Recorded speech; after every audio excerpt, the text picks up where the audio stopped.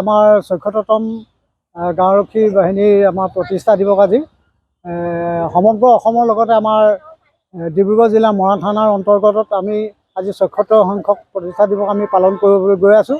আজি ইতিমধ্যে আমাৰ পুৱা ৯ বজাত আমাৰ প্ৰথম কাৰ্যসূচী হিচাপে পতাকা উত্তোলন কাৰ্যসূচী সমাপ্ত হৈছে।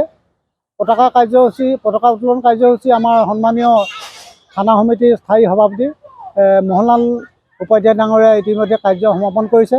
তাৰ পাছতে আমাৰ স্মৃতি তৰ্পণ কাৰ্যসূচী দ্বিতীয় কাৰ্য হিচাপে আছিল। এই অভাজনে মই উপসভাপতি হিচাপে উক্ত কাৰ্যসূচী সমাপন কৰিলোঁ। তাৰ পাছতে আমাৰ তৃতীয় কাৰ্যসূচী হিচাপে আমাৰ বৃক্ষৰোপণ কাৰ্যসূচী আছিল।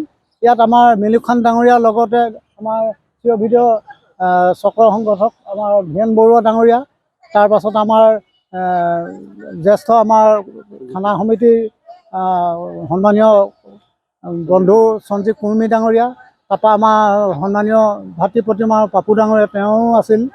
গোটেইখিনি আমি মহিলাসকলেও ইয়াত অংশগ্ৰহণ কৰিছে। আমি ইতিমধ্যে আমাৰ 4টা কাৰ্যসূচী ইতিমধ্যে সমাপন হৈছে আৰু বিয়লি প্ৰায় 1 বজাৰ পৰা আমাৰ খেল ধেমালি আৰম্ভ হ'ব।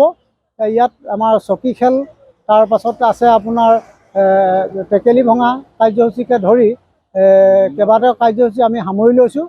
আৰু ইয়াৰ লগতে সংগতি ৰাখি আমাৰ প্ৰীতিভোজন কাৰ্যসূচীও আছে। আমি আমাৰ সন্মানীয় বন্ধু বান্ধৱীসকল যদি আহে, আমাৰ নিশ্চয় এতিয়া অৱশ্যে সময় আজি বতৰটোৰ প্ৰতি লক্ষ্য ৰাখি আমাৰ বন্ধু বান্ধৱীসকল উপস্থিত হোৱাত কিছু পলম হৈছে, কিন্তু হ'লেও ইতিমধ্যে আমাৰ প্ৰায় 11মান বজাত সকলো আমাৰ বন্ধু বান্ধৱী বা কৰ্মকৰ্তাসকল আহি উপস্থিত হ'বহি। আৰু আমি আশা ৰাখিছোঁ যাতে আজি যি প্ৰতিষ্ঠা দিৱস আমি ভৱিষ্যতেও পালন কৰি যাম, কিন্তু এইকেইদিন আমি এটা চৰকাৰলৈ আমি গুৰু দায়িত্ব বা চৰকাৰলৈ আমাৰ কাটৰ অনুৰোধ, আমাৰ গাঁওৰক্ষী বাহিনী বন্ধুসকলে কৰ্তব্য সময়ত প্ৰাণ আহুতি দিব লগাও হৈছে, এনেকুৱা পৰিস্থিতি আমাৰ হৈ গৈছে।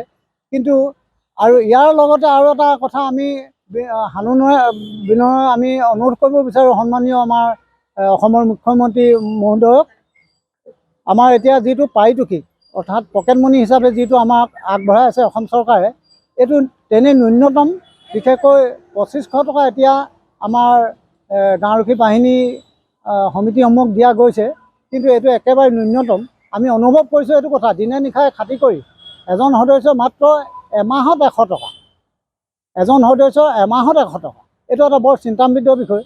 কোনো পধ্যে এদিনত 100 টকাও আমাৰ যোৰা নমৰেগৈ। তথাপিতো ইচ্ছাই স্বেচ্ছাসেৱী সংগঠন হিচাপে 100 টকাতে এমাহত তেখেতলোকে আমাৰ সন্মানীয় কৰ্মীসকলে তেওঁলোকে ডিউটি সমাপন কৰি আহিছে। কিন্তু আমি সন্মানীয় আমাৰ মুখ্যমন্ত্ৰী মহোদয়ক আমি অৱগত কৰিব বিচাৰোঁ যে, আমি সানুনয় অনুৰোধ কৰিব বিচাৰোঁ যে খুব অতি কমকৈ হ'লেও 10,000 টকালৈ উন্নীত কৰি আমাৰ বন্ধুসকলক উৎসাহিত কৰিব।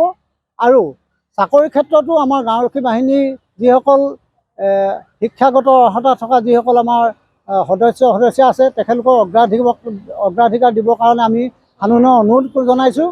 আৰু এই ক্ষেত্ৰত কৰ্মৰত হওক কিংবা অকাল মৃত্যু হ'লে আমাৰ সন্মানীয় বন্ধু বান্ধৱীসকলক যাতে স্বাস্থ্যজনিত কাৰণত তেখেতলোকে সম্পূৰ্ণ দায়িত্ব বহন কৰিব বুলি আমি আশা ৰাখিছোঁ চৰকাৰে।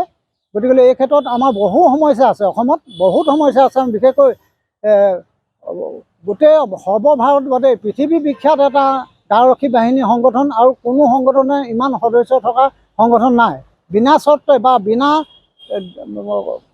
কষ্টৰে তেখেতলোকে আজিলৈকে ডিউটি সমাপন কৰি আহিছে, আৰু বহু ঠাইত অপ্ৰীতিকৰ ঘটনাও ঘটি আহিছে। গতিকে এই ক্ষেত্ৰত চৰকাৰে নিজৰ সন্তান হিচাপে প্ৰত্যেককে গণ্যমান্য কৰি যাতে আগুৱাই লৈ যায়, ভৱিষ্যতত উঠি অহা প্ৰজন্মকো যাতে তেখেতলোকে সকাহ দি যায় চৰকাৰে। এইখিনি মই আজি এই শুভ দিনটোত মই মুখ্যমন্ত্ৰী মহোদয়লৈ কাটৰে আহ্বান জনাইছোঁ।